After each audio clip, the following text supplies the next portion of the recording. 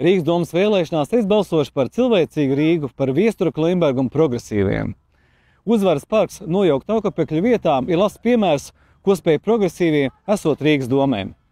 Un ko tev nozīmē cilvēcīga Rīga? Tā ir pilsēta, kur droši jūtas bērns ar divriteni un seniors ar spieķi, kur ielas remontē laicīgi un plānveidīgi, un pilsētas mērs vada pilsētu, nevis plāta rokas pie pussagrūžas tilta. Eiropeiska pilsēta, zaļa, ar svaigu gaisu, nosiltinātām mājām un vidi, kas piemērota aktīvai atpūtai. Tā ir Rīga bez korupcijas, bez vietējiem trampistiem un putinistiem.